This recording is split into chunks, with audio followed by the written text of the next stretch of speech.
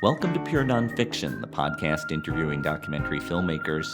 I'm Tom Powers, the documentary programmer for the Toronto International Film Festival and artistic director of Doc NYC.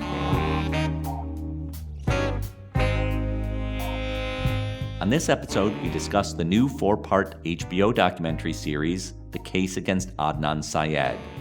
It explores the 1999 Baltimore murder of Hae Min Lee, made famous by the podcast Serial. 18-year-old Hae Min Lee disappeared on January 13th after leaving Woodlawn High School. On February 9th, police found her half-buried body in Baltimore's Leakin Park. She had been strangled. Key details they had withheld as they sought out a suspect. They now have one in custody. The police suggest the suspect had a motive in the form of a fatal attraction to his victim.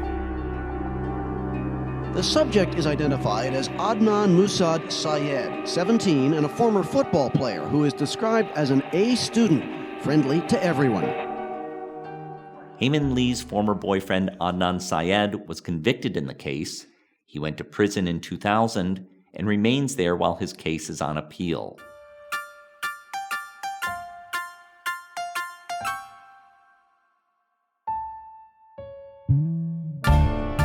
Sarah Koenig's podcast Serial explored the case and found multiple mysteries and doubts about Adnan's guilt.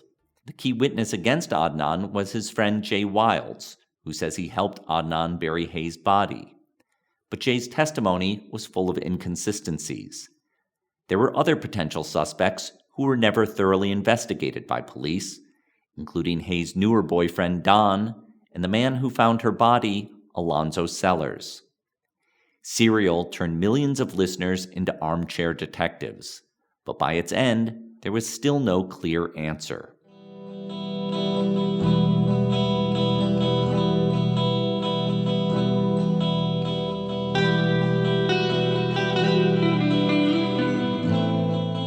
Hi, and welcome to the 11th episode of Undisclosed Estate vs. Adnan Syed. Rabia Chowdhury, a friend of Adnan's family and a lawyer, never stopped advocating on his behalf. She created her own podcast, Undisclosed, and wrote a best-selling book, Adnan's Story, The Search for Truth and Justice After Serial. Now Rabia appears in the HBO series. The series director is Amy Berg, known for investigative documentaries including West of Memphis, An Open Secret, and the Oscar-nominated Deliver Us from Evil. Amy was brought into the project by executive producers Henrietta Conrad and Jemima Khan, who had gained access to Adnan's family. They also hired a team of private investigators to follow unexamined leads. Amy gets on-camera interviews with many people who are close to Hae and Adnan. Hae's French teacher, Hope Schab, talks about an awkward interaction she had with Adnan after the discovery of Hae's body. I have a clear recollection of going up to Adnan and hugging him and just saying, "I'm so sorry," and I wrapped my arms around him. But I got a very just stern, and I don't know if that was a cultural thing. I don't know if I should have hugged him. I don't know if it was something to read into or not, but it wasn't reciprocated back. I think I took it a little personally. For avid listeners to Serial, it's striking to see familiar names and voices now being matched to faces in the HBO series. Laura Estrada Sandoval is one of many classmates of Hae and Adnan who are interviewed. When we got news that they found Hae's body, we asked who found her body, and they said a hiker. And our immediate reaction, I remember with Krista, was saying that, then who's this hiker?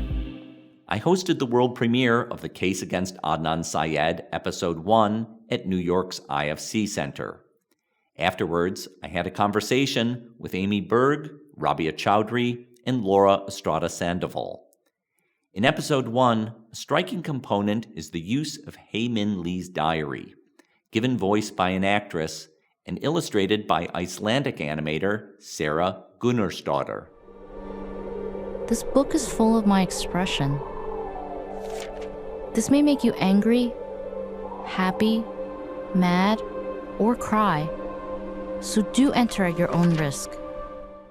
Our conversation was recorded in front of a live audience, including many of Amy's crew members. I started by asking Amy what motivated her to turn this familiar case into a TV series.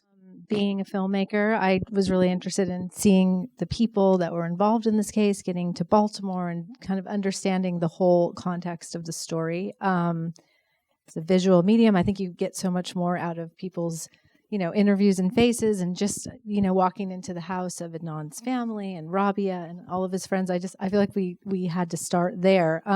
I wanted to say something before we got into this whole discussion, though, because part of my goal in episode 1 was to bring Hae Min Lee back to life. And in order to do that, I needed to have a great animations partner who I think, Sarah, are you here tonight?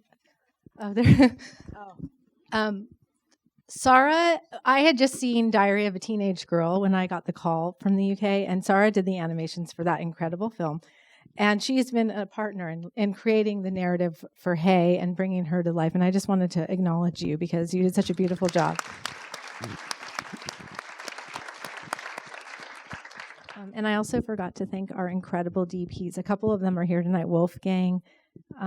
Wolfgang, you're here? Yes, I see you, Wolfgang. And David Hawks is here. And Drew Geary, who did all the color, which looks so beautiful. I just wanted to give you a quick shout out because I forgot. Rabia, you've worked with many different journalists around this case. You've done quite a bit of investigation, your own, in this case.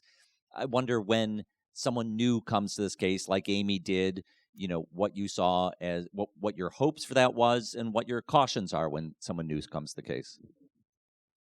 I'll start with the cautions. So the cautions are always that this case has so many layers. There's so many details. There's so many small little pieces of things, like little bits of information that it turns on and can color your perspective one way or the other. So I really wanted whoever came to the case to know it inside and out. That's my biggest caution, is to really, for people to understand what they're, but also I want to make sure whoever's coming to the case comes to it with the right tools, that they have, Amy engaged private investigators, worked with experts, and that was important to me. So you have the right expertise working on it.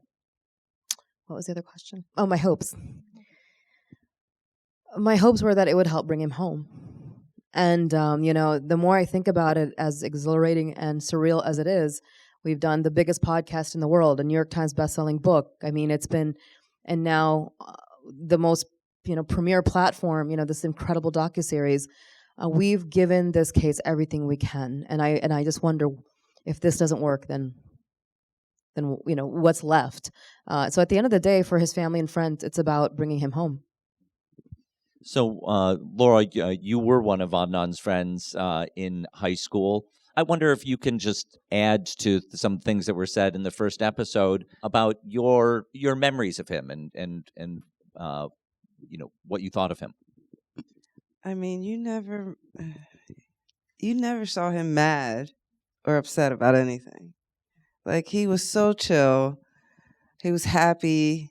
Even after the breakup, I mean, he was never upset. Like, the state tried to paint him as this jealous boyfriend with this rage. That wasn't Adnan. He knew that, this was like a cycle and, on to, the next. Just like any high school love, he wasn't torn up. I mean, you've never, honestly, if it was so shocking because it's like you've never seen anyone mad and then they're going to get charged with murder was surreal. And we were babies. I mean, 17, 18 years old. And even after they found, I mean, just watching, you did an amazing job. But even Miss Shab, and watching, I remember when she hugged him in the hallways. And I remember him saying how awkward it was. Like, I mean, it's amazing how much the visuals bring back. But, Adnan was, as you hear him, his kind, gentle, loving voice. I mean, that's Adnan, right? I think it would also be great for Laura, just while we're talking about your relationships, one of the things that made me very interested in talking to you, in the beginning, was that you were also very close with Jay and Jen, and maybe you can talk about that relationship a little further. That comes in episode 2. Yeah, I was waiting to see if I saw Jen. I think one of the unique perspectives that I have is that I'm friends with everyone in the case, or I knew everyone. I even was telling Robbie, my brother played soccer with Thiru, and The prosecutor. the prosecutor, and his sister, Krishanti, was my right wing on the soccer field, who was running for governor. I mean, I was with Jen and Jay and Stephanie and Krista more than I was in my own home. Jen and Jay, I think the main thing I've always tried to communicate to people is that we're all people. We're not characters. We all have lives. And Jen and Jay, especially Jay, he's had a tough life. I mean, I don't know how many people you know at the age of 15, 16 supporting their alcoholic mom and their grandparents. And he's the one that always has to bring the money home. And recognizing that, I would take him to work, whatever he needed. Even with Stephanie, I remember when Serial came out, everybody was talking about, how are you going to loan someone your car? And it was like, that's like my family up there. Jen, if I wasn't with Jay or Stephanie, I was with Jen all the time. So, and they're good people, we're good people. It's just, this changed us forever. Amy, I want to ask more about what you were trying to do in this first episode, because one thing that is really striking to me is how much of Hae-Min Lee comes across in this episode. Well, yes. In the true crime phenomenon, I think oftentimes the victim gets lost in our kind of interest in the case, and I really wanted to make sure that didn't happen in this story, which is going to be almost 4.5 hours. I wanted to make sure we really understood who Hae was as a young woman, and just the tragedy of the high school of it all, which is what Laura's leaning on here. I just wanted to kind of build the world in the first episode. And because that's how we get into this case. You have to understand who all these characters, because the rest of the film, the rest of the episodes are very investigative and looking at the case and our investigation. So this is a unique episode. This is the only one that looks like this. And yeah, that was my goal completely. Rabia, you say something interesting in this episode when the question of Don comes up. Don, Hae-Min's current boyfriend at the time of her disappearance and death. And when suspicions are being raised about him, you say to the effect that your experience has taught you to be cautious about jumping to conclusions about anyone. And I wonder if you could elaborate on, how you think your involvement with this case has changed the way you think, maybe. I mean, I'm an attorney, but I never practiced criminal defense. I've never done this work professionally, so I have learned a lot about how to unpack a criminal, prosecution, a murder investigation, how the police operate. And what I've learned is, there are leads, and Dawn would be a lead, but then you have to have evidence to back up the lead.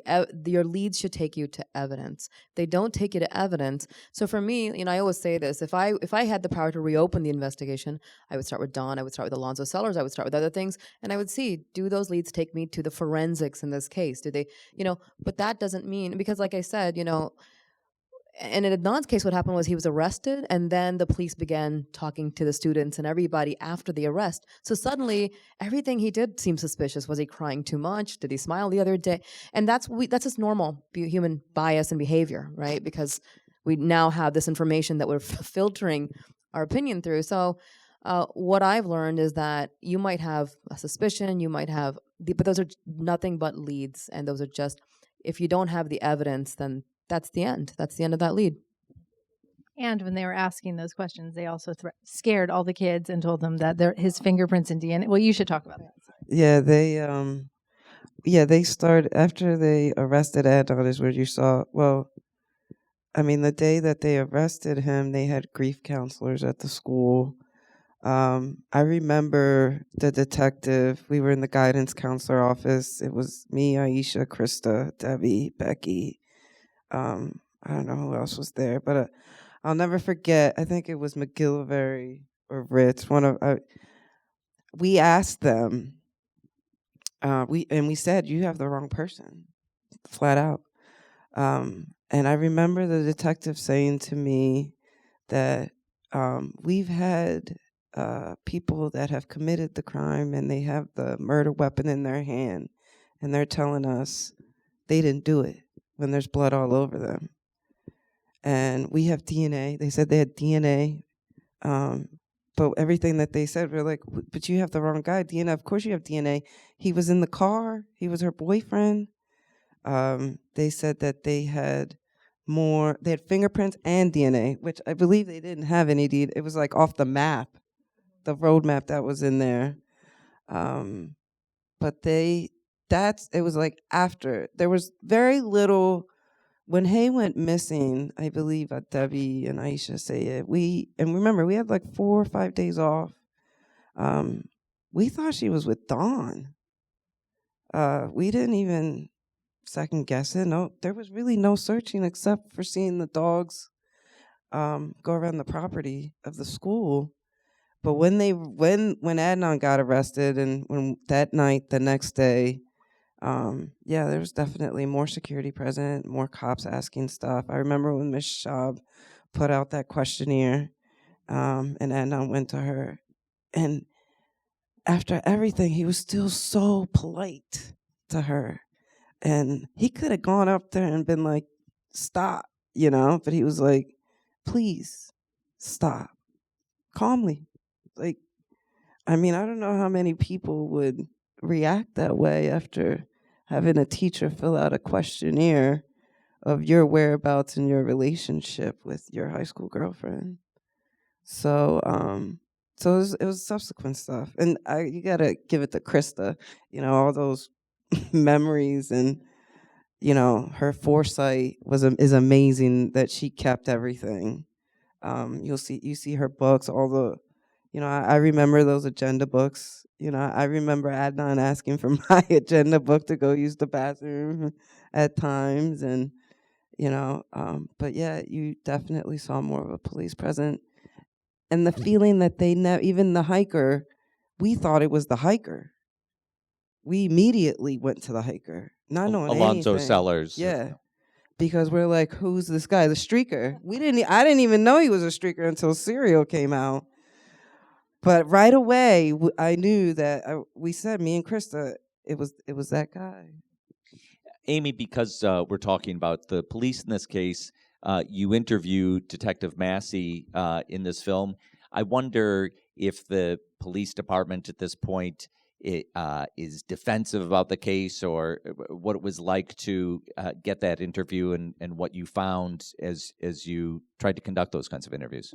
Well, I can definitely say we called probably about 40 different officers. We could not get anyone to talk to us. We had every person who had left the force, even right around the case, had no affiliation with the police department, had a code of blue silence.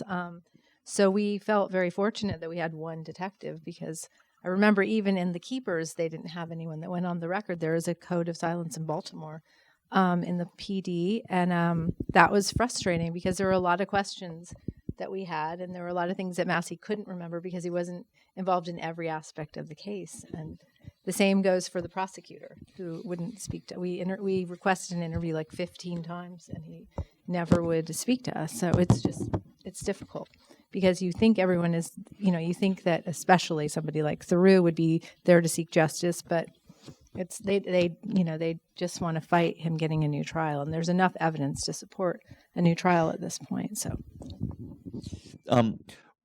Robbie, we've only seen the first of these 4 episodes, but I don't think I'm giving anything away to say that Adnan Syed is still in prison.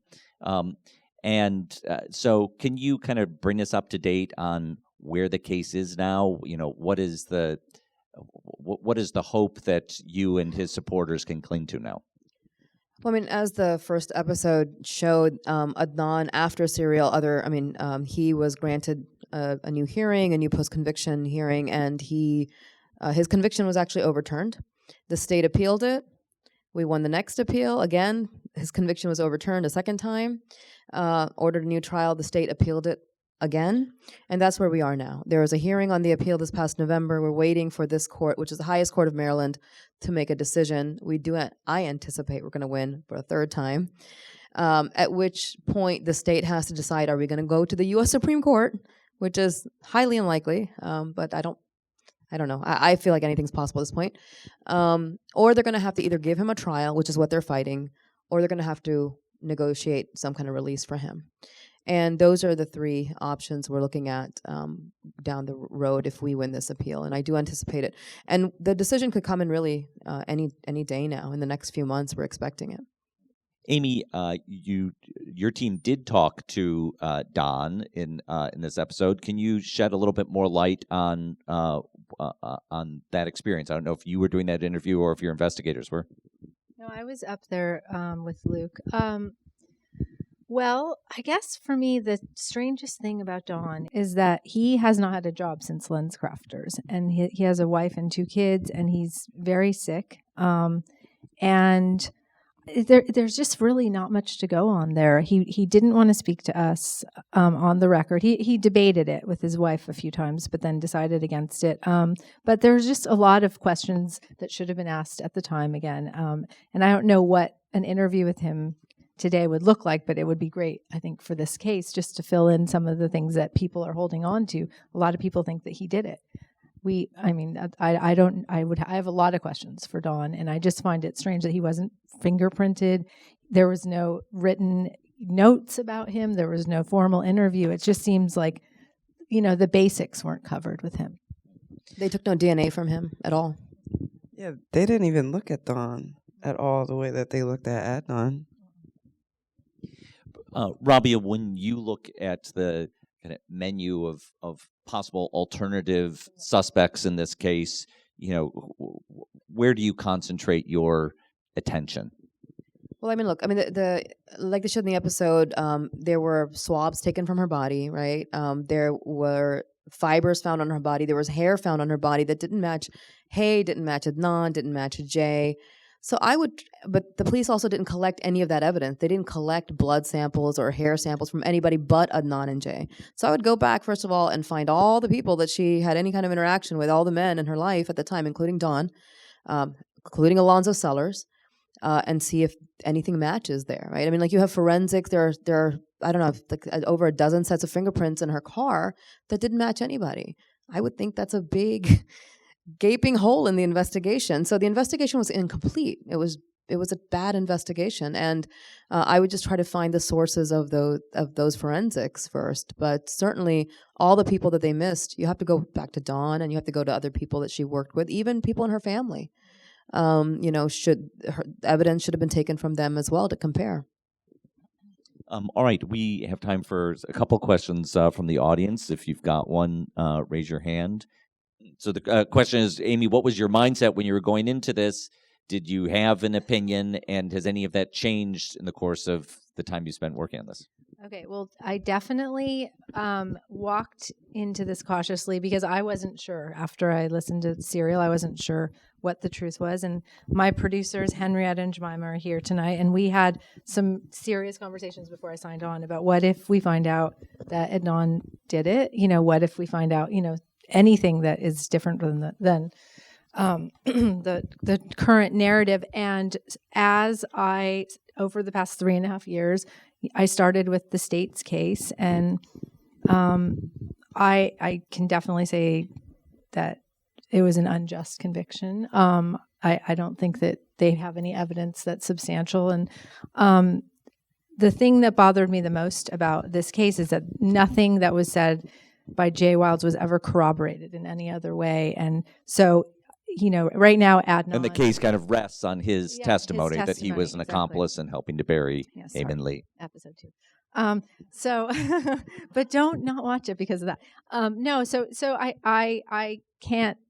I can't call him a murderer because there's nothing that says that he did it. So I am he's an innocent until proven guilty, as he is right now. That's the current opinion of him.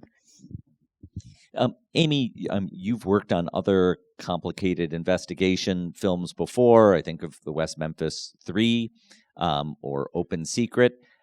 How does the investigation in this film compare to those? Well, west of Memphis, there was DNA evidence that had been tested.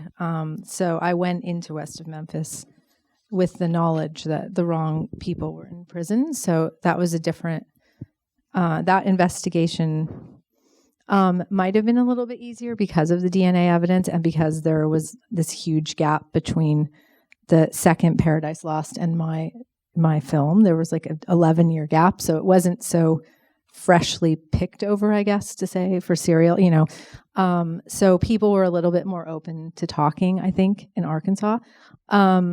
And the state was much more willing to talk. So that just made it easier, because when you don't have access to anyone from the state, it just, you're stuck with whatever was in the case and trying to interpret it through people that you're talking to. But we had this incredible team of private investigators who were in row 2. And I think we, shed light on some really interesting new, developments in this case that bring you much closer to the truth. So it was challenging. I mean, 3.5 years into a story, you're still waking up in the middle of the night, think, well, what if he meant this? Or, that's what happens when you work on one of these kinds of stories. And it's not over. I mean, the film really isn't even over yet. So we'll see what happens. We need to wrap up here, but Robbie, I'd just like to ask you, as the person who's been involved in this so long, what your reactions were to as much as you've seen of Amy's series so far on HBO. I got to preview the first 3 episodes, and I'm simply stunned, and I'm so grateful to Amy, and also to, I know I have so many people in this room who've worked on this series, because what you've had to do is so difficult. There's so many timelines, so many different people, so many bits of information that are relevant. And I also think one of the most touching things to me was seeing the animation. It is phenomenal. And it just, Haman's diary is a diary I've read many, many times. But seeing it come to life like that, even for somebody like me who knows this inside and out, has transformed, her as a person, brought her to life for me. I haven't seen the final episode, and I can't wait to see it. The only thing I wish that could be different was that Adnan was here to see it with us. But hopefully this year he'll come home, he'll get to see it.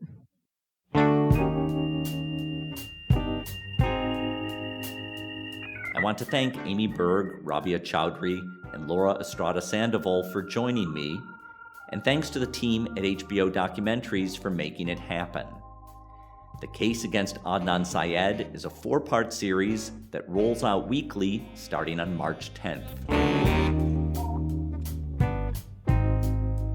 If you're in New York City, please join us on Tuesday nights for Pure Nonfiction at IFC Center. You can get more information on our website. This is episode 100 of Pure Nonfiction. I want to thank all our listeners and acknowledge the show's first producer, Michael Scotti Jr., who was instrumental to our launch. Thanks to our second producer, Sarah Modo, who was vital to dozens of episodes. Thanks to our current team, series producer Anna Nordenswan and web designer Cross Strategy. Our theme music is composed by Andre Williams, and our executive producer is Rafaela Nehausen. I'm Tom Powers. You can follow me on Twitter at THOMPowers. Pure Nonfiction is distributed by the TIFF Podcast Network. You can read our show notes, learn about live events, and sign up for our newsletter at purenonfiction.net.